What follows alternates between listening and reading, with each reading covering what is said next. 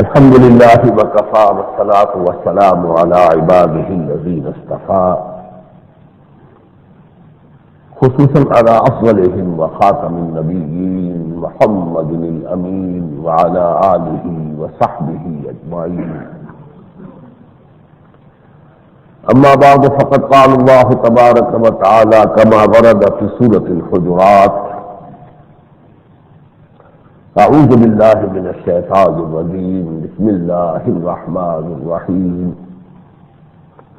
يا أيها الناس إنا خلقناكم من ذكر وأنثى وجعلناكم شعوبا وقبائل لتعارفوا إن أكرمكم عند الله أتقاكم إن الله عليم خبير.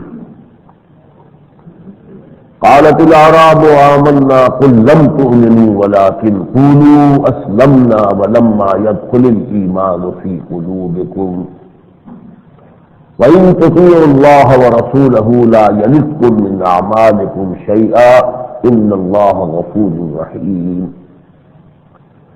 إنما المؤمنون الذين آمنوا بالله ورسوله ثم لم يرتابوا وجاهدوا بأموالهم وأنفسهم في سبيل الله أولئك هم الصادقون.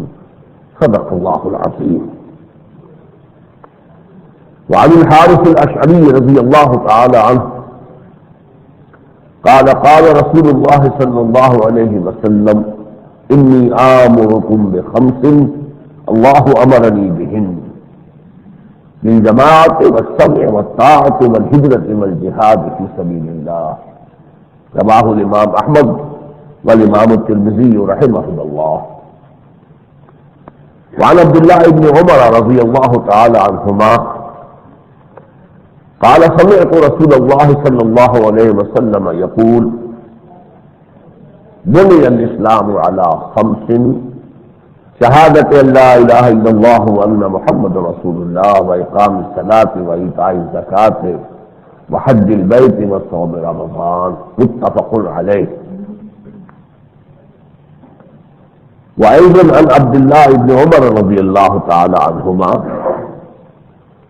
أن رسول الله صلى الله عليه وسلم قال: أمرت أن أقاتل الناس حتى يشهدوا أن لا إله إلا الله وأن محمد رسول الله ويقيموا الصلاة ويؤتوا الزكاة فإذا فعلوا ذلك عصموا مني دماءهم وأموالهم وحسابهم على الله عز وجل. متفق عليه. رب اشرح لي صدري ويسر لي أمري واحلل عقدة من لساني يفقهوا قولي. اللهم ربنا ألهمنا رشدنا وأعذنا من شرور أنفسنا. اللهم أرنا الحق حقا وارزقنا اتباعه وأرنا الباطل باطلا وارزقنا اجتنابه. اللهم وفقنا لما تحب وترضى. اللهم وفقنا أن نجاهد في سبيلك بأموالنا وأنفسنا. اللهم ارزقنا شهادة في سبيلك. آمين يا رب العالمين. لاہور میں جو روزانہ اردو اخبارات چھپتے ہیں ان میں ایک پاکستان نام کا اخبار بھی ہے. اس میں کل کی اشاعت میں اس کے ایک مضمون نگار نے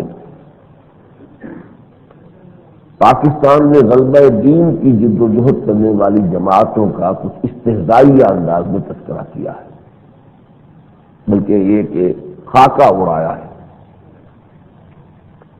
کہ ان میں سے کچھ لوگ ہیں جو بیعت علی الموت لے رہے ہیں، کچھ لوگ ہیں وہ سوچتے ہیں کہ اسٹریٹ پاورز کے حوالے سے ہم اسلام کے غلبے کی جد و جہد کریں گے، کوئی اور بیعت اس کا مطاعت لے رہا ہے.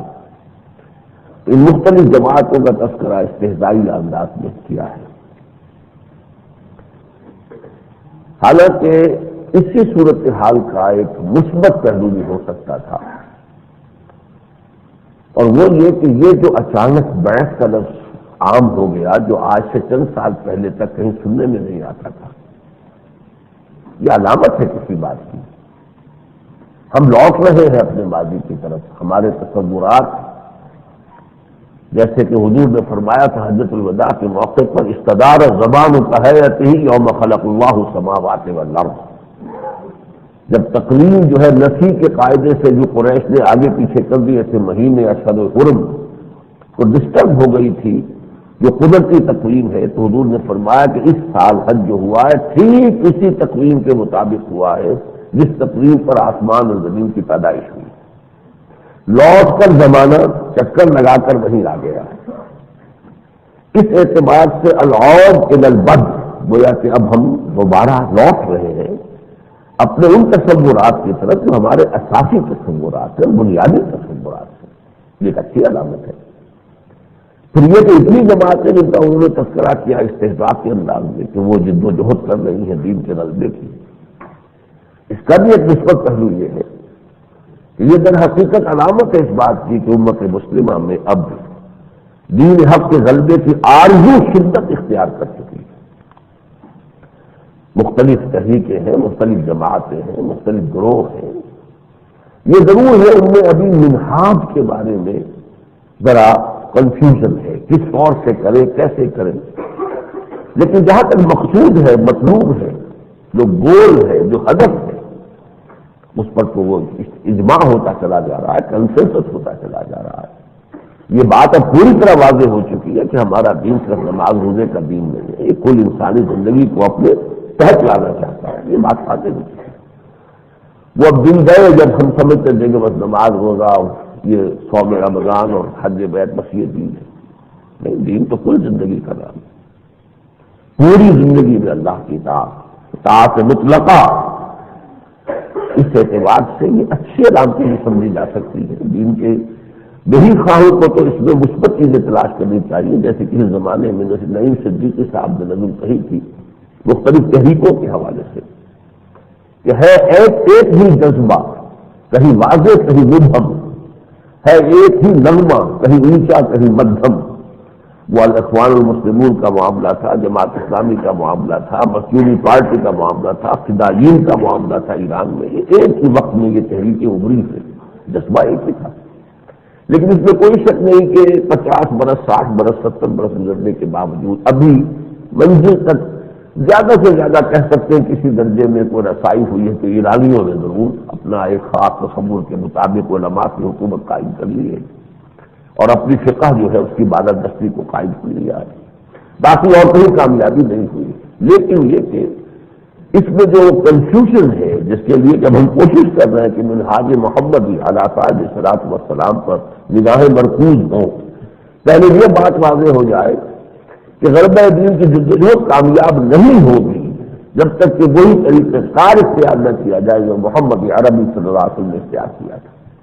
جب یہ یقین ہو جائے گا تو پھر وہ اپنی آبزرویشن کو مرکوز کیا جائے گا، اپنے جو ہائی پاور لینسز ہیں ان کو فوکس کیا جائے گا کہ حضور کی سیرت سے اخذ کریں طریقہ کار کیا تھا۔ اسی کے ضمن میں ہم نے کانفرنس کی ہے، 4 ہو چکی ہیں، 5ویں پرسوں ہے الحمدللہ 21 مارچ کو قرآن آڈیٹوریم میں 9:30 بجے، یہ 5ویں ہو رہی ہے۔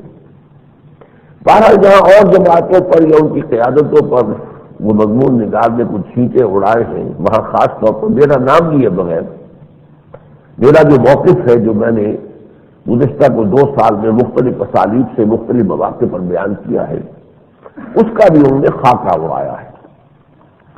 وہ میرا موقف انہوں نے صحیح وہاں پر نقل کیا ہے، نام میرا نہیں لیا ہے۔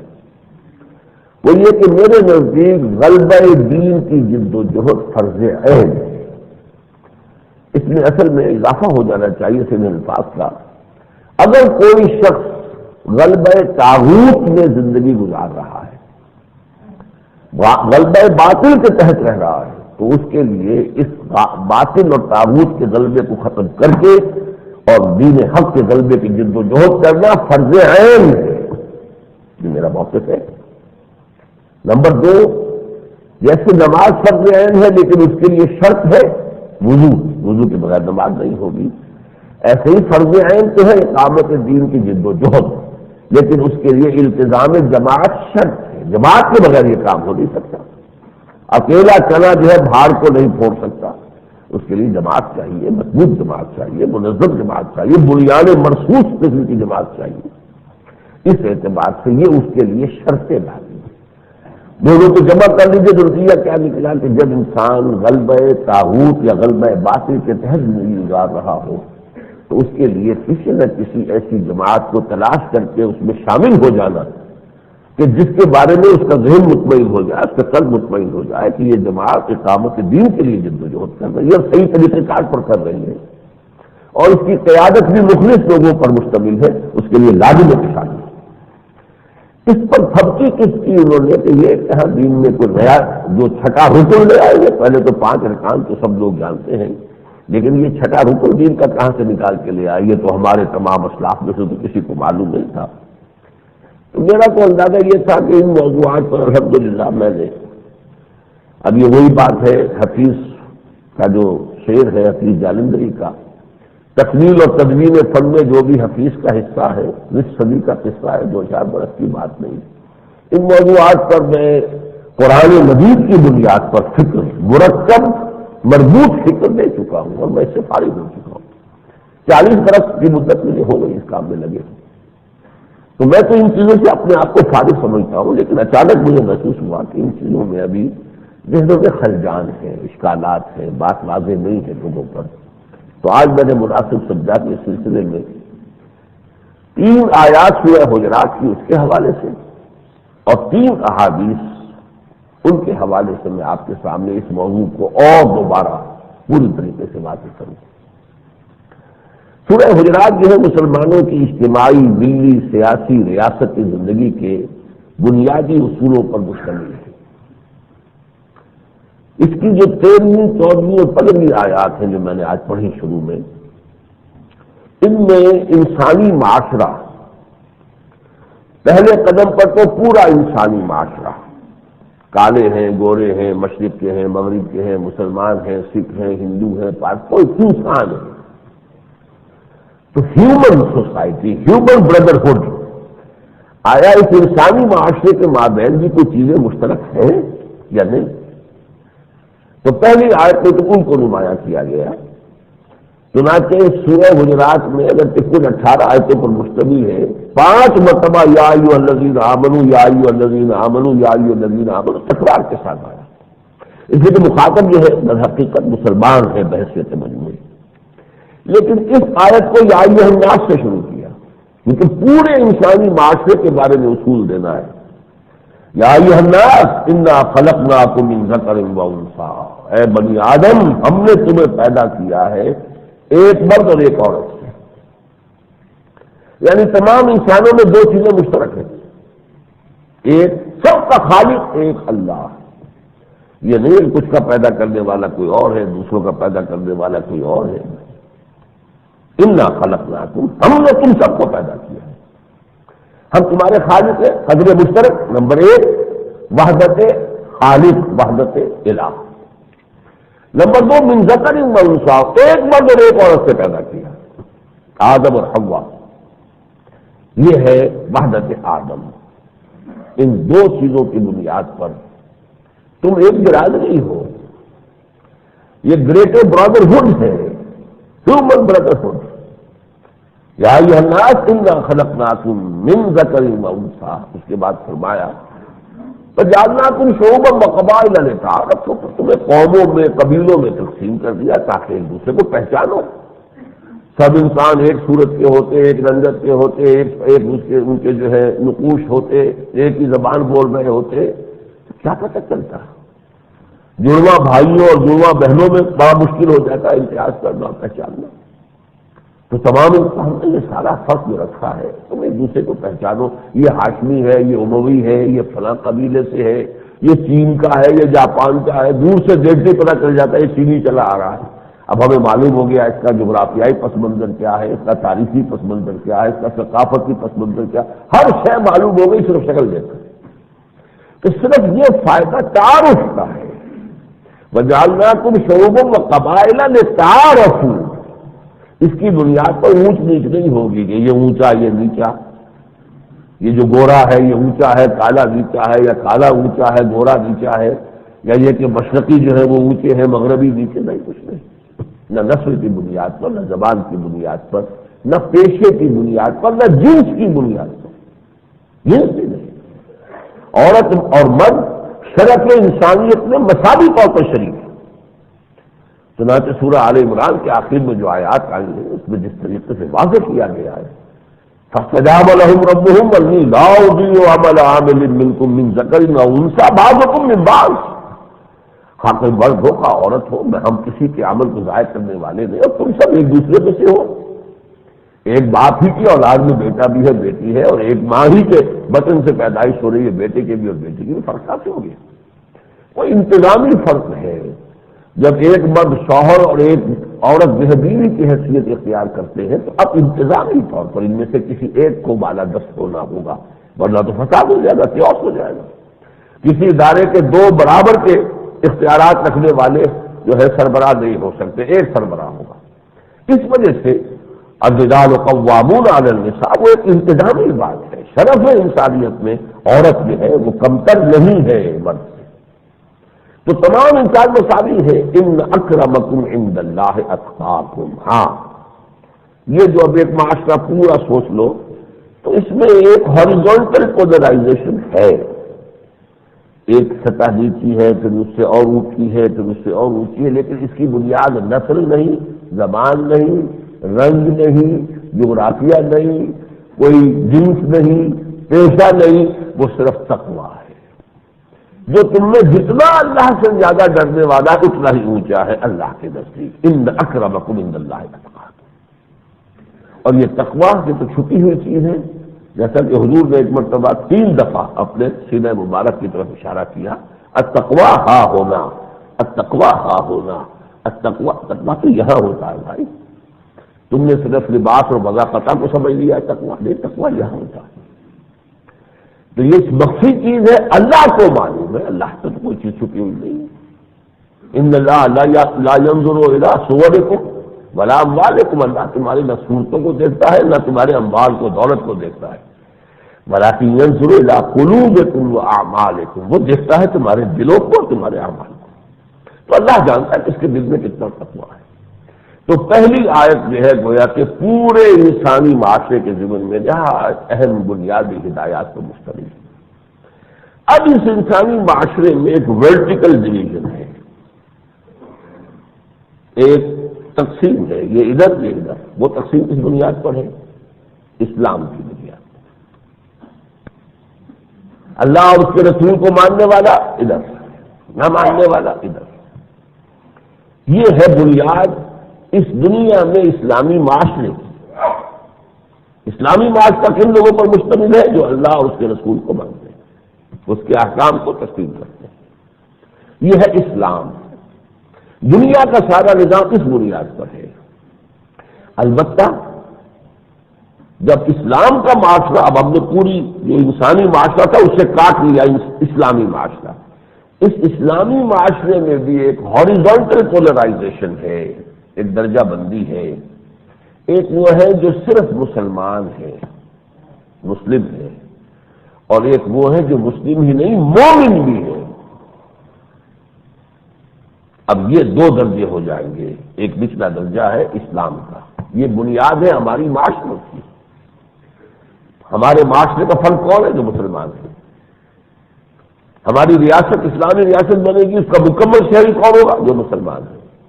دنیا میں نظام معاشرت اور تمدن جو ہے اسلام کی بنیاد پر ہوگا، اس لیے کہ ایمان تو دل میں ہوتا ہے، نظر ہی نہیں آ سکتا کہاں ہے کہاں نہیں ہے، کس کے دل میں ہے کس کے دل میں نہیں ہے، کون منافق ہے، کوئی ہندو جاسوس جو ہے اسلام کا لبادہ اوڑھ کر آیا وہاں سے کیا معلوم، جب تک کہ اس کا پردہ چاک نہ ہو جائے، کہیں پکڑا نہ جائے، مطلب ہم سمجھیں گے بڑا اچھا مسلمان ہے، داڑھی رکھ کر آیا ہے، وہ خطرہ کرا کے آیا ہے، قرآن پڑھ کے آیا ہے اور نمازیں پڑھا رہا ہے۔ آپ نے سنا ہوگا اخبارات میں کہ سرحدی دیہات کے اندر امامت کرتے رہے ہندو، مسجدوں کے اندر آ کر جاسوسی کی۔ یہ ہے اسلام اور ایمان کا فرق جو اگلی 2 آیات میں بیان ہوا۔ یہ وہ معاملہ ہے کہ جو اس سورہ حجرات ہی میں عرض کر دوں کہ منفرد مقام ہے پورے قرآن مجید میں، جس میں اسلام اور ایمان کو پھاڑ کر 2 علیحدہ چیزوں کے سے پیش کیا گیا۔ ورنہ عام طور پر اسلام، ایمان، مسلم، مومن مترادف ہے۔ اسلام انسان کا ظاہری رویہ ہے، ایمان اس کے دل کی کیفیت ہے۔ ایمان ودن، اسلام وداؤٹ۔ باہر خارج میں اسلام، اندر ایمان۔ اب ایک ایسے شخص کو آپ مومن کہہ لیں، مسلم کہہ لیں، وہ جو انگریزی کا ایک مقولہ ہے، call the rose by any name it will smell as sweet, اگر جو ہے پھول ہے گلاب کا، اب آپ اسے جو چاہے نام دے لیں، اس کی خوشبو تو اتنی ہی ہوگی، اس کی عمدہ ہوگی، دل خوشبو ہوگی، تو اسے مومن کہہ لیں یا مسلم کہہ لیں۔ لیکن یہاں آ کر فرق کیا گیا، قالت الاعراب آمنا، یہ بدو کہہ رہے ہیں، دعویٰ کر رہے ہیں کہ ہم ایمان لے آئے، قل لم تؤمنوا۔ یہ میں نے اتنا زور دے کر کیوں پڑھا تاکہ آپ کو معلوم ہو کہ یہاں نفی بڑی موکل ہے۔ قل ما آمنتم بھی ہو سکتا تھا، جب ہی کہہ دیجیے نہیں تم ایمان نہیں لائے ہو، نہیں لم تؤمنوا۔ یہ جو نفی جہد و لم ہے کہ فعل مضارع سے پہلے لم لا کر ماضی کی نفی کا مفہوم دیا جاتا ہے، انتہائی تاکید ہوتی ہے، ہر چیز ایمان نہیں لائے، اس مغالطے میں نہ رہنا۔ ولکن قولوا اسلمنا، ہاں یوں کہو کہ ہم اسلام لے آئے۔ اب اس سے زیادہ کیٹیگوریکل انداز ہو نہیں سکتا۔ مزید واضح کر دیا وَلَمَّا يَدْخُلِ الْإِيمَانُ فِي قُلُوبِكُمْ، ابھی تک ایمان تمہارے دلوں میں داخل نہیں ہوا۔ یعنی ایک ایمان ہے آن دی ٹپ آف دی ٹنگ، زبان کے اوپر ایمان، آمنت باللہ وملائکتہ وکتبہ ورسلہ والیوم الآخر، ٹھیک ہے، اس سے تم مسلمان تو بن گئے۔ کوئی ہندو ہو، سکھ ہو، پارسی ہو، کوئی ہو، وہ کہے اشہد ان لا الہ الا اللہ واشہد ان محمد رسول اللہ، مسلمان ہو گئے۔ لیکن جب یہ بات دل میں کھب جائے گی، اسی سورہ حجرات میں صحابہ کرام کے بارے میں فرمایا گیا وَلَٰكِنَّ اللَّهَ حَبَّبَ إِلَيْكُمُ الْإِيمَانَ وَزَيَّنَهُ فِي قُلُوبِكُمْ، اے محمد کے صحابہ صلی اللہ علیہ وسلم ورضی اللہ تعالیٰ عنہم اجمعین، اللہ نے تمہارے نزدیک ایمان کو بہت محبوب کر دیا ہے، تمہارے دلوں میں کھبا دیا ہے۔ جب یہ ایمان دل میں کھب جائے تب اب مومن ہوئے، جب تک صرف زبان پر ہے اقرار باللسان تو مسلم ہو۔ یہ اسلام اور ایمان کا فرق ہے۔ قالت الاعراب آمنا قل لم تؤمنوا ولکن قولوا اسلمنا ولما يدخل الايمان في قلوبكم۔ پھر نوٹ کیجیے پورا انسانی معاشرہ، اس میں ایک تقسیم، کافرانہ یا غیر مسلم معاشرہ اور مسلم معاشرہ۔ مسلم معاشرے کی ایک نعمت اسلام۔ اب اس اسلام کی شرائط کیا ہے؟ میں نے آپ کو حدیث سنائی جو کہ متفق علیہ ہے، بخاری اور مسلم دونوں میں، عن عبداللہ ابن عمر رضی اللہ تعالی عنہ قال سمعت رسول اللہ صلی اللہ علیہ وسلم یقول، حضرت عمر کے بیٹے حضرت عبداللہ رضی اللہ تعالی عنہ وہ فرماتے ہیں، راوی ہیں، کہ میں نے سنا خود محمد رسول اللہ صلی اللہ علیہ وسلم کو یہ فرماتے ہوئے، بنی الاسلام علی خمس، اسلام کی بنیاد 5 چیزوں پر رکھی گئی۔ اب یہ گن لیجیے، شہادت اللہ الہ الا اللہ وان محمد رسول اللہ، پہلا شہادت لا الہ الا اللہ محمد رسول اللہ، نمبر 2 اقام الصلاۃ، نمبر 3 ایتاء الزکوٰۃ، نمبر 4 حج البیت، نمبر 5 صوم رمضان، متفق علیہ۔ ان میں سے بھی ایک اور جو میں نے آپ کو حدیث سنائی ہے انہی عبداللہ ابن عمر سے رضی اللہ تعالی عنہ، اور یہ بھی متفق علیہ ہے۔ وہ فرماتے ہیں ان رسول اللہ صلی اللہ علیہ وسلم قال، حضور نے فرمایا انی امرت ان اقاتل الناس، دیکھو مسلمانوں مجھے حکم ہوا ہے میں لوگوں سے جنگ کرتا رہوں حتی یشہدوا ان لا الہ الا اللہ وان محمد رسول اللہ، یہاں تک کہ وہ گواہی دیں کہ اللہ کے سوا کوئی معبود نہیں اور محمد اللہ کے رسول ہیں، وَأَقَامُوا الصَّلَاةَ وَيُقِيمُوا الصَّلَاةَ وَيُؤْتُوا الزَّكَاةَ، اور نماز قائم کریں زکوٰۃ ادا کریں۔ فَإِذَا فَعَلُوا ذَلِكَ، جب یہ 3 شرطیں پوری کر دیں، یہ کام کر دیں، عَصِمُوا مِنِّي دِمَاءَهُمْ وَأَمْوَالَهُمْ، تو اب انہوں نے اپنی جان اور اپنے مال محفوظ کر لیے، وہ ان کو گویا کہ سلامتی حاصل ہو گئی، وہ مسلمان کی حیثیت سے معاشرے میں قبول کر لیے گئے۔ وَحِسَابُهُمْ عَلَى اللَّهِ عَزَّ وَجَلَّ، باقی انہوں نے کلمہ صدق دل سے پڑھا تھا یا جھوٹ موٹ کو پڑھا تھا، جان بچانے کو پڑھا تھا یا واقعی پڑھا تھا، یہ اللہ جانے، وہ حساب کتاب وہ لے لے گا۔ تو معلوم ہوا 5 ارکان میں سے بھی 3 کی خاص اہمیت ہے، شہادت اور نماز اور زکوٰۃ۔ چنانچہ یہی دلیل دی تھی حضرت ابو بکر نے رضی اللہ تعالی عنہ، جب مانعین زکوٰۃ کا مسئلہ پیش ہوا تو کچھ لوگوں نے مشورہ دیا تھا حضرت ابو بکر کو، ان میں حضرت عمر بھی شامل تھے رضی اللہ تعالیٰ عنہ، کہ دیکھیے 2 محاذ تو پہلے کھلے ہوئے ہیں، رومیوں کے خلاف جیش اسامہ آپ نے روانہ کر دیا، ٹھیک ہے، وہ تو حضور نے چونکہ جیش تیار کیا ہوا تھا، ٹھیک ہے، کرنا ہی چاہیے تھا۔ پھر نئی نبوت کے دار و مدار وہ تو سیدھے کے سیدھے مرتد ہیں، ان کے خلاف تو قتال کرنا ہی کرنا ہے، لیکن یہ زکوٰۃ کا جنہوں نے انکار کیا ہے ان کے ساتھ نرمی برتے ہیں، اس میں تیسرا محاذ نہ کھولیں۔ مسلمانوں کے دل ویسے بھی زخمی ہیں، حضور کا انتقال ہو گیا ہے، جو مورال جس کو کہتے ہیں مورال پہ تو بہت ڈاؤن ہے، 2 محاذ جو ہے انہیں پر ہم نپٹ لیں تو بہت بڑی بات ہے، تیسرا نہ کھولیے۔ انہوں نے نہ کسی نبوت کا کوئی جو اقرار کیا ہے، نہ انہوں نے زکوٰۃ کا بھی انکار اس معنی میں نہیں کیا کہ اگر زکوٰۃ کو نہیں مانتے، ان کا تھا کہ زکوٰۃ ہم آپ کو نہیں دیں گے، ہم خود اپنے طور پر خرچ کریں گے، یہ تھا۔ حضرت ابو بکر نے جواب دیا، دیکھو اسی حدیث کے حوالے سے حضور نے فرمایا تھا انی امرت ان اقاتل الناس حتی یشہدوا ان لا الہ الا اللہ وان محمد رسول اللہ ویقیموا الصلاۃ ویؤتوا الزکاۃ۔ کم سے کم 3 چیزیں ہیں یہ جن پر کہ قتال رک سکتا ہے، اس سے کم تر پر نہیں رک سکتا، لہذا خواہ کچھ بھی ہو، خواہ کوئی میرا ساتھ نہ دے، مجھے اکیلا جانا پڑے، میں مانعین زکوٰۃ کے خلاف جہاد کروں۔ یہی بات سورہ توبہ میں بھی آئی ہے۔ البتہ اس کے حدیث کے حوالے سے ایک بات سمجھ لیجیے، یہ حدیث عام نہیں ہے، یہ خاص مشرکین عرب کے لیے ہے، ان کے بارے میں یہ خاص حکم تھا، یا ایمان لائے یا قتل کر دیے جائیں گے، لیکن باقی پوری دنیا کے لیے ایک تیسرا آپشن ہے، اور وہ کیا ہے؟ حتیٰ یؤتوا الجزیۃ عن ید وہم صاغرون، وہ اگر جزیہ دینے پر آمادہ ہو اور چھوٹے ہو کر رہیں، اسلام کی بالادستی، اسلامی ریاست کی بالادستی کو قبول کر لیں تو ٹھیک ہے، وہ عیسائی رہیں، یہودی رہیں، ہندو رہیں، مجوسی رہیں، جو چاہے رہیں، اپنے ٹیمپلز میں جائیں، اپنے گردواروں میں جائیں، جہاں چاہیں جائیں، ان کا پرسنل لا بھی ان کو گارنٹی کیا جائے گا، اس کی فریڈم، ان کے عبادت گاہوں کی بھی حفاظت گارنٹی کی جائے گی، ان کی جان اور مال کی بھی حفاظت گارنٹی کی جائے گی، انہیں مذہب چینج کرنے پہ مجبور نہیں کیا جائے گا۔ لیکن خاص جو مشرکین عرب تھے، امیین، جن میں سے خود حضور تھے صلی اللہ علیہ وسلم، هو الذی بعث فی الامیین رسولا منہم، ان کے لیے یہ خاص معاملہ تھا کہ یہ رعایت تیسری ان کے لیے نہیں ہے، یا ایمان لائے اور یا قتل کریں۔ یہ سورہ توبہ کی شروع کی 6 آیات کے اندر یہ مضمون آیا ہے بہت کچھ۔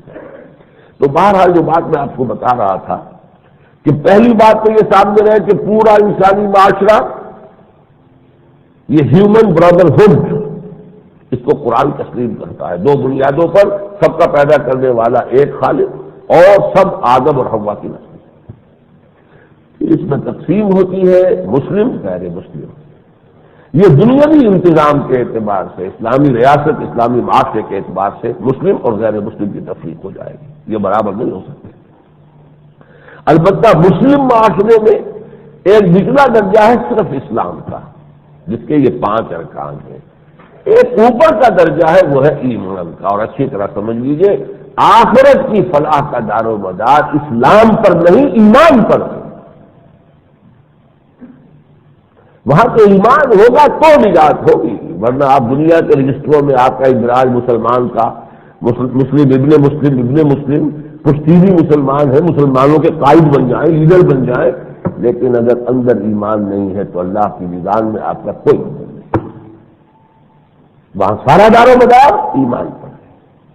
فلاح اخروی، نجات اخروی کا دار و مدار ایمان پر، اسلام پر نہیں۔ دنیا کا نظام اسلام پر ہے، ایمان پر نہیں، اس لیے کہ ایمان پر ہم فیصلہ نہیں کر سکتے ہے کہ نہیں ہے، یا تو سیدھا سیدھا قانون کا معاملہ ہوگا، جیسا کہ فرمایا حضور نے اسی حدیث میں کہ الا بحق الاسلام، جب وہ کوئی مسلمان تسلیم کر لیا گیا، اب اگر چوری کرے گا تو ہاتھ کٹے گا، اگر وہ زنا کرے گا تو اگر شادی شدہ تو رجم کیا جائے گا، یہ قانون کی زد میں آ جانا، عام طور پر ان کی جان و مال جو ہے وہ محفوظ ہے۔ اب ایمان کیا ہے، اس کو اگلی آیت میں بیان کیا، انما المؤمنون الذین آمنوا باللہ ورسولہ ثم لم یرتابوا وجاہدوا باموالہم وانفسہم فی سبیل اللہ۔ مومن تو صرف وہ ہے جو ایمان لاتے اللہ پر، اس کے رسول پر، پھر ہرگز شک نہیں کرتے، یقین کی کیفیت ہو جاتی ہے۔ وجاہدوا باموالہم وانفسہم فی سبیل اللہ، اور جہاد کرتے ہیں اللہ کی راہ میں اپنی جانوں اور مال کے ساتھ، اولئک ھم الصادقون، صرف یہ لوگ سچے ہیں اپنے دعوی ایمان میں۔ اس آیت کی بنا پر میں کہتا ہوں ارکان اسلام 7 ہو، ارکان اسلام 5 ہیں، ارکان ایمان 7 ہو گئے۔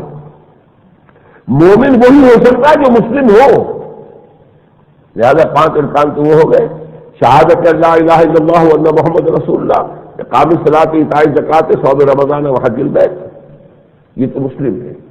مومن کے لیے 2 شرطیں اور ہوں گی اضافی جو پوری کرنی ہوگی، یقین قلبی، جیسا آپ نے پڑھا ہوگا فزکس کے اندر، یہ جو رے آف لائٹ ہوتی ہے، کرن جو روشنی کی ہوتی ہے، اس کے جو پرزم میں سے گزارتے ہیں تو پھٹ کر 7 روشنیاں اس میں سے 7 رنگ نمایاں ہو جاتے ہیں۔ 7 رنگ تو ہیں کہ جو ویزیبل ہے، 2 اور ہیں جو انویزیبل ہیں، انفرا ریڈ، الٹرا وائلٹ۔ اسی طرح سمجھیے یہ 5 ارکان تو اسلام کے ہو گئے، 2 ایک ادھر ایک ادھر، ایک ادھر یقین قلبی، ثم لم یرتابوا، ریب نہ رہے، شک نہ رہے، یقین بن جائے، اور جہاد فی سبیل اللہ عمل میں۔ پہلے 5 ارکان میں سے ایک ہے ایمان اور 4 ہے عمل، شہادت، نماز، روزہ، حج اور زکوٰۃ۔ ادھر ایمان کے ساتھ اقرار باللسان شہادت ہوئی نا، یقین قلبی کو شامل کیجیے، اور ادھر جہاد فی سبیل اللہ جو شرط لازم ہے ایمان کی، جہاد ہے تو ایمان ہے، اور جہاد نہیں ہے تو ایمان نہیں ہے۔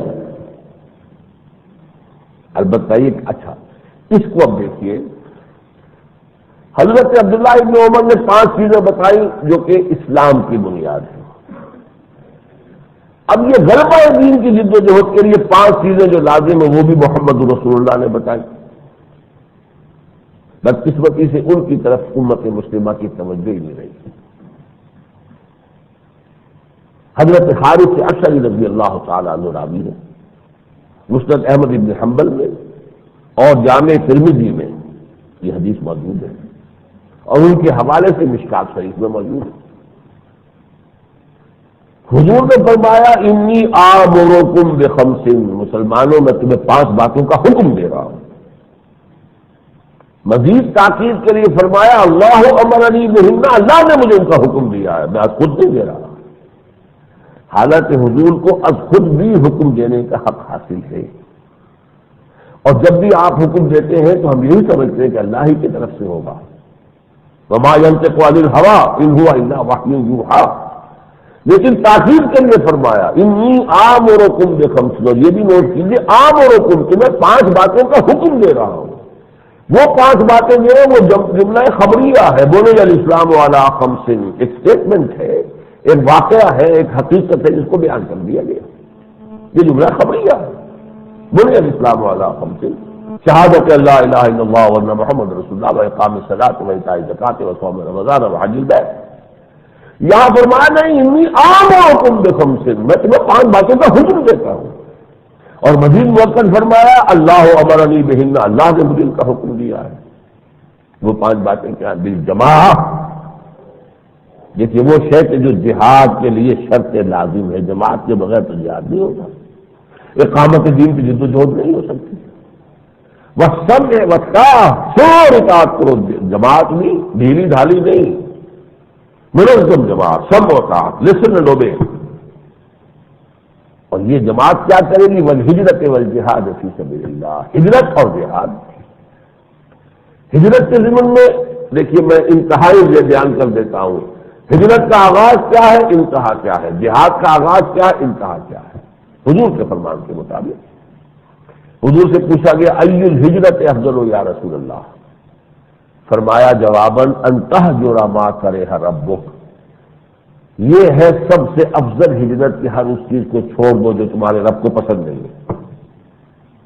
ہجرت چھوڑنا ہے نا، شراب پیتے ہو چھوڑ دو، سودی کاروبار کر رہے ہو چھوڑ دو، جو بھی تمہارے رب کو پسند نہیں چھوڑ دو۔ یہ چھوڑ دینا یہ ہے اصل ہجرت، اور یہ ہجرت وہ جو میں اور آپ آج شروع کر سکتے ہیں۔ اپنی زندگی میں جائزہ لیجیے کہاں کہاں چیزیں وہ ہیں جو اللہ کو ناپسند ہے، دیکھیے جائزہ لیں اچھی طرح، پوری اسکریننگ کیجیے اپنی. حاسبوا انفسکم من قبل ان تحاسبوا، اپنا محاسبہ کر لو اس سے پہلے کہ اس دن اللہ کی عدالت میں کھڑے ہو جاؤ جہاں محاسبہ کیا جائے. اچھا، اس جہاد، اس ہجرت کی آخری منزل کیا ہے؟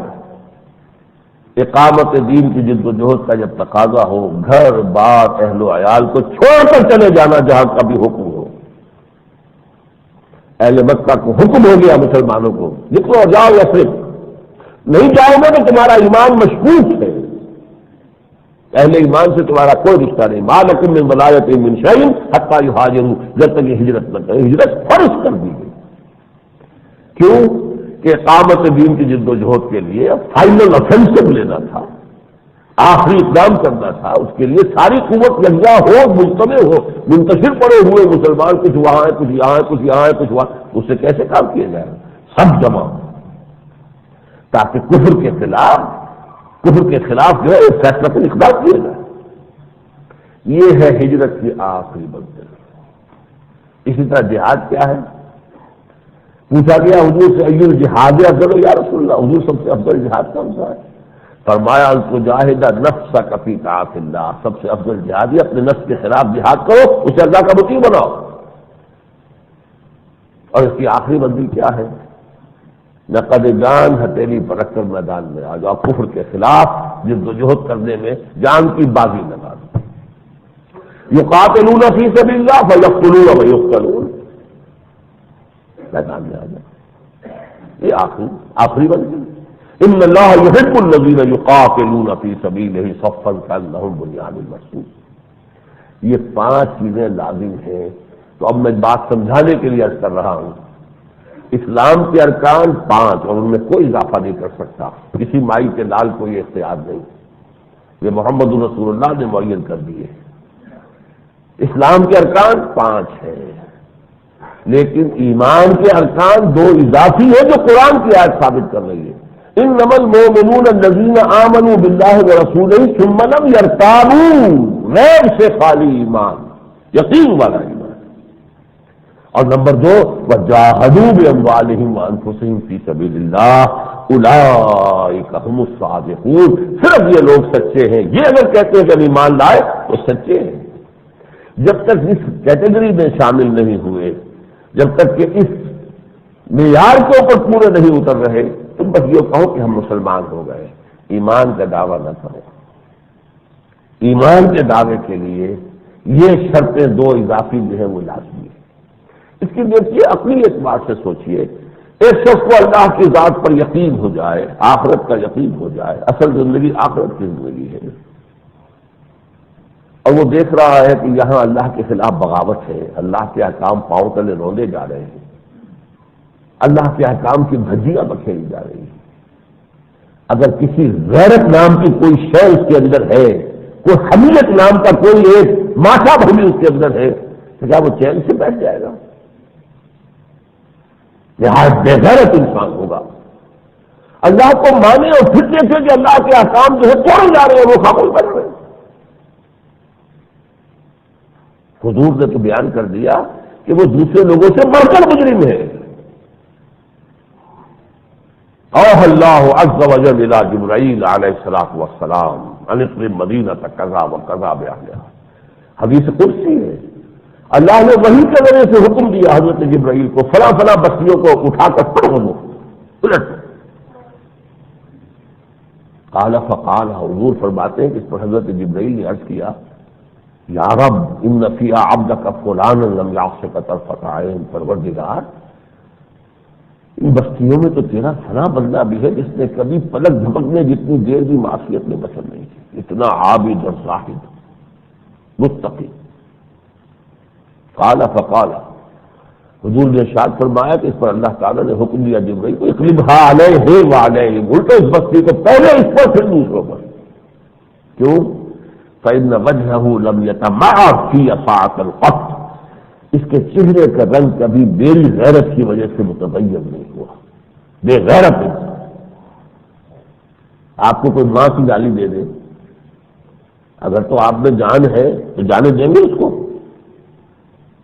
جان نہیں ہے پڑھ کے لیے، تب بھی آپ کے پورے جسم کا خون آپ کے چہرے میں ایک دفعہ آ جائے گا کہ نہیں آئے گا؟ چاہے آپ اپنی جگہ پر کانپ کر رہ جائیں، ہاتھ نہ اٹھا سکیں، کمزور ہیں، لیکن یہ کیفیت تو ہوگی نا کم سے کم. پھر غیرت ہے آپ کے اندر اپنی ماں کے لیے، اللہ کے لیے یہ غیرت بھی تمہارے اندر. بس رکھو ذکر و فکر صبح گاہی میں اسے اور پختہ تر کر دو مزاج خانقاہی میں اسے، بس اسی کام میں لگے رہو. یہ تو سب سے زیادہ مجرم ہے، سب سے بڑے مجرم. وہ تو اللہ کو جانتے نہیں، یہ جانتا ہے بدبخت اللہ کو، وہ مانتے ہی نہیں، یہ مانتا ہے اللہ کو، اور پھر اس کی بے غیرتی کا، بے حمیتی کا یہ عالم، تو کون زیادہ مجرم ہوا؟ جیسے کفر کے مقابلے میں نفاق اللہ کو زیادہ ناپسند ہے. ایک کافر ہے تو اللہ کو مانتا ہی نہیں، رسول کو مانتا ہی نہیں، چھٹی ہو گئی، اس سے اللہ تعالیٰ نپٹے گا آخرت میں. ایک وہ منافق تو کہتا ہے میں اللہ رسول کو مانتا ہوں، قالت وہ اذا جاءك المنافقون قالوا نشهد انك لرسول الله والله يعلم انك لرسوله والله يشهد ان المنافقين لكاذبون. جو یہ دعویٰ کریں اور پھر حقیقت میں نہ مانتے ہو، وہ تو پھر ان المنافقین فی الدرک الاسفل من النار، کفر سے زیادہ ہے اللہ کو ناپسند منافقت. اسی طرح یہ بے غیرتی نہیں ہے، یہ تو در حقیقت اللہ تعالیٰ کے لیے غیرت کا، حمیت کا تقاضا، حمیت حق، کہ انسان پھر باطل کو تسلیم نہ کرے. ٹھیک ہے مجبوری ہے رہنے، لیکن محسوس کرے میں جیل میں ہوں اور دنیا حدیث ہے دنیا سجن المومن و جنت الکافر. یہ دنیا مومن کے لیے جیل خانہ ہے، کافر کے لیے جنت ہے باغ ہے. محسوس کریں، لہذا اس کے اندر گھٹن تو ہو دل کے اندر کہ یہ کیا ہے، کیا ہو رہا، میں کچھ کر نہیں پا رہا، میں کچھ کر رہا ہوں اس کا نتیجہ نہیں نکل رہا. دل میں گھٹن تو ہو، رنج تو ہو، افسوس تو ہو، صدمہ تو ہو. اگر یہ بھی نہیں ہے تو پھر ایمان کی رمق نہیں ہے. فلیس وراء ذلک من الایمان حبۃ خردل، پھر تو یہ کہ اس کے بعد ایمان رائی کے دانے کے برابر بھی موجود نہیں. یہ 3 آیات کے حوالے سے اور 3 احادیث کے حوالے سے اسلام اور ایمان کا فرق. ارکان اسلام وہی 5 ہیں، لیکن رکن رکین ایمان کا جہاد فی سبیل اللہ ایسا رکن رکین ہے کہ فرمایا یہ نہیں ہے تو نجات کا تصور بھی مت کرو. یا ایھا الذین آمنوا هل ادلکم علی تجارۃ تنجیکم من عذاب الیم تؤمنون باللہ ورسولہ وتجاہدون فی سبیل اللہ باموالکم وانفسکم. اے ایمان کے دعوے دارو، کیا تم چاہتے ہو تمہیں وہ کاروبار بتا دیا جائے جو تمہیں جہنم کی دردناک عذاب سے چھٹکارا دلا دے؟ چاہتے ہو تو سن لو، ایمان رکھو اللہ پر، اس کے رسول پر، جیسے کہ ایمان رکھنے کا حق ہے، اور جہاد کرو اس کی راہ میں، اللہ اس کے اور رسول کی راہ میں، اس میں کھپا دو اپنی جانیں بھی اور مال بھی. یہ شرط لازم ہے، نجات کی شرط لازم. ایمان کا جزو لا ينفك ہے، اس کے بغیر ایمان نہیں. اس لیے کہ اس آیت میں سورہ حجرات کے آغاز میں بھی اور اختتام پر بھی دونوں میں کلمہ حسر ہے، اسلوب حسر ہے. انما مومن صرف وہی ہے جو 2 شرطیں پوری کرے. اولئک هم الصادقون، سچے صرف یہی ہے ایمان کے دعوے میں. اگر یہ ایمان کا دعویٰ کریں تو سچے، باقی اگر یہ نہیں ہے تو ٹھیک ہے تم مسلمان ہو، مان لیا، دنیا میں تمہیں مسلمانوں کے حقوق حاصل ہو جائیں گے. آخرت کا معاملہ جو ہے ایمان پر ہے، اور ایمان کی شرط لازم جہاد فی سبیل اللہ. غلبہ حق کی جد و جہد میں آدمی لگا رہے، کامیاب نہیں ہوا نہیں صحیح، کوئی بات نہیں. شکست فتح نصیبوں سے ہے ولے امیر. مقابلہ تو دل ناتواں نے خوب کیا، سینکڑوں نبی دنیا سے چلے گئے، ان کی جد و جہد کسی نے آواز سنی نہیں، کسی نے ان کی پکار پر لبیک کہا نہیں، تو وہ ناکام نہیں ہے. ناکام تو معاشرہ ہو گیا، فیل ہو گئے. 950 برس تک حضرت نوح دعوت دیتے رہے، اگر نہیں لوگوں نے مانا تو وہ ناکام ہو گئے. حضرت نوح سے ناکام ہے جو لگا رہا اس کام میں تا دم آخر، دم فارغ مباش، اپنی زندگی کے آخری سانس تک یہ کام کرتا رہے، نتیجہ نکلے یا نہ نکلے اس دنیا میں، وہ اللہ کے ہاں سرخرو ہوگا کہ پروردگار معذرت الی ربکم، وہ عذر پیش کر سکے گا، پروردگار میں نے باطل کو تسلیم نہیں کیا، میں نے ذہناً اس کے ساتھ ریکنسائل نہیں کیا، میں نے اس کی چاٹنی نہیں کی، میں نے اس کے غلبے کے اندر پھلنے پھولنے کی کوشش نہیں کی، میں نے کم سے کم پر گزارا کیا، اور اپنا بیشتر وقت اور بیشتر صلاحیتیں میں نے تیرے دین کو غالب کرنے کی جدوجہد میں لگا دی. اگر یہ ہے تو فلاح ہے، کامیابی ہے، اللہ کے ہاں اس سے شروع ہوگا. اگر یہ نہیں ہے تو پھر معاملہ جو ہے بہت مشکوک ہے. بہرحال یہ بات تو میں نے جو کل کے اخبار میں ایک مضمون آیا اس کے حوالے سے کہہ دی ہے. چند باتیں مجھے کہنی ہیں حالات حاضرہ کے بارے میں. دیکھیے 23 مارچ بھی اب آ رہا ہے. 12 مارچ کے حوالے سے پچھلے جمعے میں نے قرارداد مقاصد کے بارے میں گفتگو کی تھی.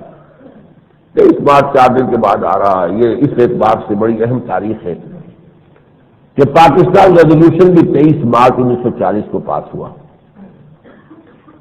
اور پھر 16 سال بعد 23 مارچ 56 کو پاکستان کا پہلا دستور بنا. 56 کا دستور نظری اعتبار سے وہ نافذ بھی ہو گیا، عملاً نہیں. عملاً اس کے نافذ ہونے سے پہلے ہی سکندر مرزا صاحب نے مارشل لا لگایا، اور پھر مارشل لا جو ہے سکندر مرزا کو ایوب خان صاحب قابل ہو گئے، اور وہ دستور بھی ختم اور دستوریہ بھی ختم. لیکن یہ کہ ایک حصہ اس کا باقی رہا، اور وہ کیا تھا کہ اس سے پہلے اگرچہ ہم آزاد ہو گئے تھے، پاکستان قائم ہو گیا تھا، لیکن ابھی ہمارا ڈومینین اسٹیٹس تھا، ابھی ہم برطانیہ کے تحت تھے. یہی وجہ ہے کہ اس وقت تک ہمارا سربراہ گورنر جنرل کہلاتا تھا. صدر نہیں تھا وہ، گورنر جنرل. گورنر جنرل جو معین کرتی تھی ملکہ برطانیہ یا جو بھی بادشاہ برطانیہ ہو، حکومت برطانیہ، اس کے لیے نامینیشن وہاں سے ہوئی. قائد اعظم کی نامینیشن وہاں سے تھی as governor general of Pakistan. لیکن یہ کہ 23 مارچ 56 کے بعد سے ہم اس ڈومینین اسٹیٹس سے نکل کر جمہوریہ، اسلامی جمہوریہ پاکستان بن گئے. تو یہ دونوں جو ہے تاریخیں 23 مارچ کی اس اعتبار سے 23 مارچ 40، 23 مارچ 56. لیکن پھر مجھے وہی مرثیہ کہنا پڑے گا. میں اس وقت وہ مرثیے میں نہیں جانا چاہتا کہ یہ جو ہم نے گزار دیے ہیں نصف صدی سے زائد، تو اس کے لیے اگر فارسی کی ایک کہاوت ہے راہ رو پشت و منزل، وہ مسافر کس قدر سمجھیے کہ بد نصیب ہے جو اپنی منزل کی طرف پشت کیے ہوئے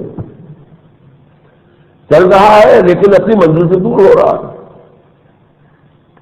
جیسے کہ فارسی میں ایک اور بات کہی گئی شعر میں، ترسم کے بےقابہ نرسی اعرابی کی راہ تو تمی نبی میں ترکستان ہے. اے بدو، تیرا خیال تو ہے حج کے لیے کعبے کی طرف جانے کا، لیکن تجھے پتہ نہیں تو جس راستے پر جا رہا ہے وہ تو ترکستان کی طرف لے کر جا رہا ہے. تجھے پتہ ہی نہیں. تم چل رہے ہو، تم سمجھ رہے ہو کہ میں کعبے کی طرف چل رہا ہوں، تم تو ترکستان کی طرف جا رہے ہو. پاکستان کا حال اس وقت اسی طرح کا ہے. مجھے آج بھی یقین ہے، جیسے 1930 میں علامہ اقبال نے کہا تھا کہ مجھے یقین ہے کہ ہندوستان کے شمال مغرب میں ایک آزاد مسلمان ریاست قائم ہوگی. اس کی ڈیسٹینی. اسی طرح مجھے یقین ہے کہ یہ احیاء اسلام اور عالمی خلافت منہاج النبوت کا نقطۂ آغاز بنے گا. یہ تو ہے ڈیسٹینی، منزل تو یہ ہے، جانا تو ادھر ہے. لیکن بدقسمتی سے اس وقت ہم جدھر جا رہے ہیں وہ پشت ب منزل، ریورس گیئر ہے ہمارا، پیچھے ہٹتے چلے جا رہے ہیں. اسی کے کچھ پہلو سامنے آئے ہیں، میں بیان کرنا چاہتا ہوں. ہمارے وزیر خارجہ صاحب نے بڑے تنتنے کے ساتھ اعلان کر دیا ہے اسمبلی میں، ہم سی ٹی بی ٹی پر ستمبر سے پہلے بھی دستخط کر سکتے ہیں، اور ہم یہ کسی دباؤ کی وجہ سے نہیں کر رہے.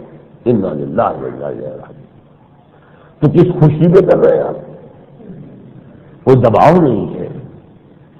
یہ تو اللہ تعالیٰ کی دی ہوئی ہماری صلاحیت ہے جو ہمیں اللہ نے دی ہے. یہ ہمارے پاس امانت ہے، یہ پوری امت مسلمہ کی امانت ہے ہمارے پاس. جو بہت زبردست جو مقابلے پیش آنے والے اس امت مسلمہ کو، الملحمۃ العظمیٰ، یہود کا اور مسلمانوں کا جو عظیم ٹکراؤ ہونے والا ہے، اور عالم عیسائیت یہودیوں کا اعلی کار بن چکا ہے. یہ جو ٹکراؤ ہونے والا ہے اس میں یوں سمجھیے اس ٹکراؤ میں امت مسلمہ کا ایٹمک اسپیئر ہیڈ جو ہے وہ پاکستان ہے. اپنی خودی پہچان ہو غافل افغان، رنگ گل کا ہے سلیقہ نہ بہاروں کا شعور، ہائے کن ہاتھوں میں تقدیر ہنا ٹھہری. پاکستان کیوں بنا تھا، کیسے بنا تھا، کیا عزائم تھے، اس کی امت مسلمہ میں کیا حیثیت ہے. ابھی مولانا زاہد الراشدی صاحب نے فیصلہ آباد میں ہمارا جو کانفرنس ہوئی تھی اس میں تشریف لائے تھے.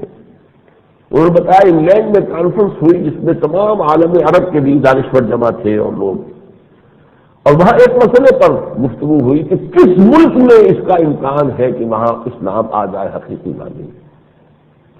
انہوں نے بتایا کہ وہ تمام عالم عرب کے لوگ بھی کہہ رہے تھے کہ صرف ایک ملک ہے وہ پاکستان. اور یہ میں آپ سے کہتا رہا ہوں، عہد حاضر کے تقاضوں اور معیارات پر پورا اترنے والا اسلامی نظام صرف پاکستان میں آ سکتا ہے اور کہیں نہیں آ سکتا. وہ اسلامی نظام بھی ہو، کوالیفائی کرے کہ ہاں یہ اسلامی نظام ہے، اس کی شرطوں کو پورا کرے اور عہد حاضر کے تقاضوں کے اور اس کے معیارات سے بھی پورا اترے. پوری دنیا میں کہیں ہے اگر امکان تو صرف پاکستان. پوری دنیا کی نگاہ ہے اس پر، لیکن ہمیں معلوم نہیں. رنگ گل کا ہے سلیقہ نہ بہاروں کا شعور. بہرحال ہم یہی کر سکتے ہیں، کم سے کم فی الوقت یہی کر سکتے ہیں کہ ہم درخواست کریں کہ خدا کے لیے پھر سوچو پھر سوچو پھر سوچو. اس صلاحیت کو جو اللہ نے دے دی ہے ہمیں چھپر پھاڑ کر دی، اس صلاحیت کی قدر کرو. لیکن شکرتم لازیدنکم، اگر اس کی قدر کرو گے، اللہ تعالیٰ کا احسان مانو گے، شکر کرو گے، اللہ اور دے گا، راستے کھول دے گا. وَلَئِن كَفَرْتُمْ إِنَّ عَذَابِي لَشَدِيدٌ، اگر تم نے اس کی ناشکری کی تو پھر اللہ کا عذاب بھی بہت شدید ہے. ایک اور صاحب سینئر وزیر کہلاتے ہیں آزاد کشمیر کے، محمد اسحاق ظفر صاحب، نیو یارک شریف میں جا کر انہوں نے تقریر کی ہے کہ ہمیں چاہیے کہ اسرائیل کو تسلیم کریں. اس سے یہ ہے کہ کشمیر کے مسئلے کے حل ہونے میں مدد ملے گی. اور اسرائیل نے قبضہ کیا ہوا ہے، وہ پورے تمام دنیا کے بڑے بڑے اداروں پر قابض ہے. گویا کہ اس حقیقت واقعہ ہی ہے، اس میں کوئی شک نہیں کہ اسرائیل اور صہیونی لابی ہے اس کو قبضہ کیا ہوا. Sole supreme power on earth is America. There can be no two opinions. اس وقت تو دنیا کی سب سے بڑی طاقت وہی ہے، اور وہ ہے پنجہ یہود میں. میں نے شاید 2 دنوں پہلے اعلان کیا تھا، شکنجہ یہود کے نام کی کتاب پال فنلے نے لکھی، جو وہاں کا ایک بڑا سیاستدان، کہ وہاں تو کسی کے لیے ممکن نہیں ہے کہ وہ کیوں بھی کر سکے یہودی مفادات کے خلاف ذرا بات کرے اور کریکٹر ایسیسینیشن ہو جائے گی، پولیٹیکل کیریئر تباہ و برباد کر کے رکھ دیا جائے. امریکہ کا حال ہے فرنگ کی رنگ جہاں پنجہ یہود میں. لیکن سوال یہ ہے کہ اس حقیقت کو تسلیم کرنے میں تو ہم ان کے ساتھ ہیں، لیکن کیا یہ کہ جو بھی غالب آ جائے اس کے سامنے سر جھکا دینا چاہیے؟ ایک راستہ یہ ہے، زمانہ باتنا سعادت تو با زمانہ بے ساز. زمانہ تمہارے ساتھ سازگاری نہیں کر رہا، تم زمانے کے ساتھ سازگاری کر لو. جو ٹھاڈا ہے، طاقتور ہے، سر جھکا دو اس کے سامنے. ٹھیک ہے، آسان. دنیا میں آسانی کا راستہ تو یہی ہے. ایک راستہ یہ ہے جو جوان مردوں کا رہا ہے، باغیرت اور باحمیت قوموں کا رہا ہے. زمانہ باتنا سعادت تو با زمانہ سچو. اگر زمانہ تمہارے ساتھ سازگاری اختیار نہیں کرتا تم لڑو زمانے کے ساتھ. یہ بھی تو رویہ ہے.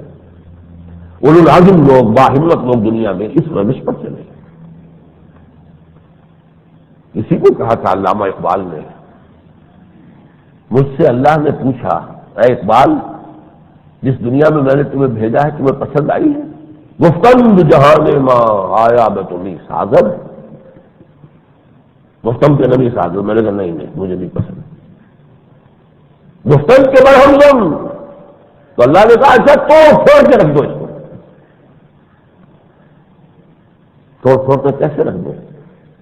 بازش درویشی در ساز و دما دم زن.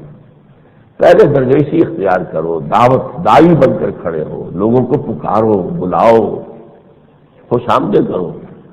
دائی بیگر ہوتا ہے. کیا حضور 3 جو سرداروں کے پاس گئے تھے کچھ مانگنے کے لیے نہیں گئے تھے؟ تم اگر میرا ساتھ دو تو میں تمہارے ہاں منتقل ہو جاؤں. آخر کچھ مانگنے گئے تھے کہ نہیں؟ دائی بیگن ہوتا ہے، جھولی پسار پسارتا ہے، اللہ سے کہتا ہے اللہ میری جھولی میں ڈال دے. عمر بن ہشام یا عمر بن خطاب میں سے ایک کو تو ڈال دے. داعی بنو، پھر مربی بنو، مزکی بنو، منظم کرو لوگوں کو، اور کوئی تکلیف آئے جھیلو، برداشت کرو، کوئی ریٹیلیشن نہیں، کوئی جوابی کارروائی نہیں۔ یہ چار جو مختلف میں نے مراحل پر بیان کیا ہے کہ مکی دور میں چار چیزیں چل رہی تھیں: دعوت، تنظیم، تربیت و تزکیہ اور صبر محض۔ وہ تم پر پتھراؤ کرے تم جھوٹ پیش کرو، وہ تمہیں گالیاں دے تم انہیں دعائیں دو۔ ادفع بالتی ہی احسن فاذا الذی بینک وبینہ عداوۃ کانہ ولی حمیم۔ البتہ یہ دائمی نہیں ہے یہ کام، کیوں؟ پختہ شری، جب تم تیار ہو جاؤ، طاقتور ہو جاؤ، پختہ ہو جاؤ، خود را بر سلطنت جمزم، پھر اپنے آپ کو سلطنت جم سے ٹکرا دو۔ وہ ٹکرانے کا عمل ہے جو محمد رسول اللہ نے ہجرت کے بعد شروع کیا، خود آگے بڑھ کر ٹکر بول لی ہے۔ میری کتاب پڑھیے منہج انقلاب نبوی۔ بہرحال کسی بھی صورت میں پاکستان کو یا تمام عرب ممالک کو تسلیم کر لیں اسرائیل کو، پاکستان کو نہیں کرنا ہے۔ ہمیں یہی بات کہنی ہے، اسی کے لیے ہم آواز اٹھاتے رہیں گے۔ امریکی سفیر صاحب جو ہیں ہمارے ہاں، کیونکہ ہمارے تو وہ وائسرائے کی حیثیت رکھتے ہیں، ہمارے انداتا جو ہیں وہ IMF ہے، ورلڈ بینک ہے، وہ نہ دے تو ہماری تو جان پر بن جائے۔ اس حوالے سے انہیں کچھ حق بھی پہنچتا ہے، ہمیں ڈانٹ بھی پلائیں، جیسے کوئی مربی ہو، کسی کا کوئی بڑا ہو، ویسے یہ کہ جو ڈانٹیں انہوں نے پلائی ہیں راولپنڈی چیمبر آف کامرس میں سمجھتا ہوں کچھ باتیں بہت صحیح کہی ہیں، تلخ ہے صحیح۔ ان کا کہنا یہ کہ آپ IMF کو، ورلڈ بینک کو گالیاں دیتے ہیں، کیوں دیتے ہیں؟ سارا قصور تو آپ کا ہے۔ ایک شخص کہیں سے $1 ملین قرض لے کر آتا ہے اور جوا کھیلتا جوا میں ہار جاتا ہے تو قرض دینے والے کا قصور ہے۔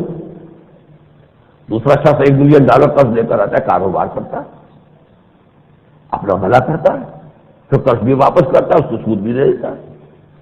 یہ تو تمہارا اپنا معاملہ ہے۔ اتنی بڑی کیبنٹ تم نے رکھی ہوئی ہے، تمہارے للے تللے چل رہے ہیں، تم اپنی چادر کو دیکھ کر پاؤں پھیلاتے ہی نہیں ہو۔ تمہاری تباہی جو ہے، مالیاتی تباہی، وہ تو تمہارے ان چیزوں کی وجہ سے۔ کسی اور نے بھی کہا ہے 15% جو ترقی پر خرچ کر رہا ہو وہ ملک ٹائیگر بننے کا خیال کر رہا ہے، انا للہ و انا الیہ راجعون۔ جس کا حال یہ ہو کہ 92% سے زائد ہو چکا ہے ہمارا جو قرضہ ہے، انٹرنل اور ایکسٹرنل دونوں مل کر، جو GNP ہے، جو ہماری پوری جو قوم کی جو بھی آمدنی ہوتی ہے سال بھر کی، اس کے 92% سے زیادہ قرضہ ہم پر ہے۔ جبکہ اصول یہ ہے مالیات کے اندر کہ کسی حکومت کے اوپر اگر قرضہ جو ہے اس کی GNP کے 40% سے بڑھ جائے تو یہ ریڈ سگنل ہے، تباہی کا گویا کہ آغاز ہو گیا۔ ہم 92% پر پہنچے۔ بہرحال اس میں جو باتیں سامنے آئی ہیں واقعتاً ہمارے لیے قابل غور ہے، ہماری موجودہ حکومت کے لیے خاص طور پر۔ آخری بات جو مجھے عرض کرنی ہے وہ طالبان کے بارے میں۔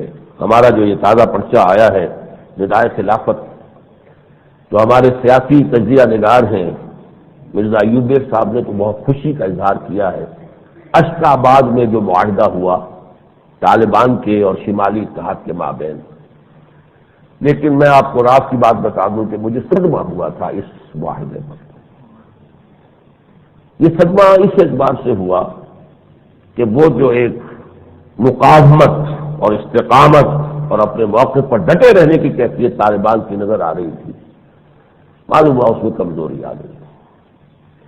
ویسے ان کے ساتھ ہمدردی ہو کہ حالات کا جبر ہے، پوری دنیا کا دباؤ ہے، اور پچھلے دنوں سے کچھ خبریں ایسی بھی آئی ہیں مختلف مواقع پر کہ پاکستان بھی کوئی نظر ثانی کر رہا ہے اپنی افغان پالیسی پر۔ یقیناً اس سے کچھ نہ کچھ امریکی دباؤ کے تحت اپنا ہاتھ کھینچا ہے۔ یہ خبریں بھی آئی تھی کہ نظر ثانی کی جا رہی ہے کہ ہم سے غلطی ہو گئی کہ ہم نے بہت جلدی میں طالبان کی حکومت کو تسلیم کر لیا۔ تو شاید یہ مل جل کر سارے اثرات ہیں جن کی بنا پر کہ وہ یہ لچک دکھانے پر مجبور ہو گئے۔ لیکن یہ کہ میرے سامنے اس وقت تجزیہ ہے، لیکن وقت ختم ہو رہا ہے۔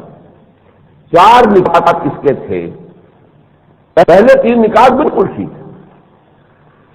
ایک یہ کہ فریقین جنگ بھی کریں گے، ٹھیک ہے، بہت عمدہ بات ہے۔ اسے یہ کہ آئندہ جو ہے کسی تیسرے ملک میں نہیں مذاکرات کریں گے بلکہ اپنے پاک افغانستان میں کریں گے، بہت عمدہ بات ہے۔ قیدیوں کے تبادلے کی بات بھی ہوگی، بہت عمدہ بات ہے۔ چوتھی بات یہ کہ مقننہ اور انتظامیہ اور عدلیہ میں اپوزیشن کو بھی حصہ دیا جائے گا، میرے نزدیک یہ بہت غلط قدم ہے۔ اس کا تو مطلب ہے آپ لوگوں نے تسلیم کر لیا۔ مجھے اس پر صدمہ تھا، لیکن اللہ کا شکر ہے کہ کل بھی ایک اخبار میں یہ خبر آ گئی تھی کہ طالبان نے اس معاہدے کو فسخ کر دیا، لیکن یہ کہ وہ اردو اخبار تھا، اس کی بات پوری ڈیپینڈیبل نہیں تھی میرے لیے۔ آج دان میں بھی یہ خبر آ گئی ہے، اللہ کا شکر ہے کہ انہوں نے یہ کہا کہ یہ چوتھی شق ہم نے نہیں مانی ہے، یہ غلط ہے جو بیان کی گئی ہے کہ ہم انہیں ان تینوں چیزوں میں شریک کریں گے۔ صحیح طریقہ یہ ہے کہ افغانستان کی موجودہ حکومت طالبان کی جو ہے وہ اپنے علاقے میں یہ تینوں ادارے قائم کرے، مقننہ ہو، اس کے لیے انتخابات کرائیں، اس کے لیے انتخابی اصول خود وضع کریں، اس کے طریقے خود وضع کریں، اسلامی اصولوں کے مطابق انتخابات کرائیں ضرور، مقننہ ہونی چاہیے۔ یہ نہیں کہ فرد واحد کی مرضی یا اس کے چند ساتھیوں کی مرضی کے اوپر ملک چل رہا ہو، یہ تو ٹھیک نہیں ہے۔ ایسے حاضر کے تقاضوں کو آپ کو اس کے اندر انکارپوریٹ کرنا پڑے گا۔ پھر عدلیہ، انڈیپینڈنٹ عدلیہ، اس کو وجود میں لا، انتظامیہ کا معاملہ بھی طے ہے۔ تو یہ تینوں ادارے جو جدید ریاست کے تین پلرز ہیں، اسی حوالے سے میں آپ سے یہ کہہ رہا تھا کہ جدید تقاضوں کے مطابق اسلامی نظام کہیں دنیا میں قائم ہو سکتا ہے تو اس کے لیے سب سے زیادہ رائٹ جگہ جو ہے وہ پاکستان ہے، جہاں یہ تینوں ادارے موجود ہیں۔ لیکن یہ کہ افغان طالبان جو ہے انہیں چاہیے کہ اپنے ہاں یہ تینوں ادارے شروع کر دیں۔ باقی یہ کہ جیسے جیسے وہ لوگ بھی شامل ہوتے جائیں، دیکھیں کہ نظام بہتر ہو رہا ہے تو ان کے علاقوں کی بھی نمائندگی خود بخود اس میں ہو جائے گی، لیکن وہ علاقوں کی نمائندگی ہوگی، وہ ان قیادتوں کی نمائندگی نہیں ہونی چاہیے، وہ تو گویا کہ ہتھیار ڈال دینے کے مترادف ہے۔ تو میں دعا کرتا ہوں اللہ تعالیٰ سے کہ چونکہ میرے نزدیک یہ ہے کہ افغانستان اور پاکستان اسلام کے احیاء اور نظام خلافت علی منہاج النبوہ کے آغاز کا نقطہ آغاز جو ہے اس کا یہ علاقہ بننے والا ہے، پاکستان اور افغانستان۔ اس حوالے سے ان کے بارے میں بھی میں دعا کرتا ہوں کہ جو بھی دباؤ ہے، انٹرنیشنل ہے، گلوبل ہے، اسے برداشت کریں، کھڑے رہیں، استقامت اور مقاومت کا مظاہرہ کریں اور اس میں کوئی لچک نہ آنے دیں، اور واقعتاً اپنے ہاں ایک جدید اسلامی ریاست کے تقاضوں کو سمجھ کر اور اس کو اپنے ہاں اس کی تنفیذ کے لیے اس کو غور کریں، سوچیں، تاکہ وہ پھر پوری دنیا کے لیے ایک آئیڈیل نظام بن سکے۔ اقول قولی ھذا واستغفر اللہ لی ولکم ولسائر المسلمین والمسلمات۔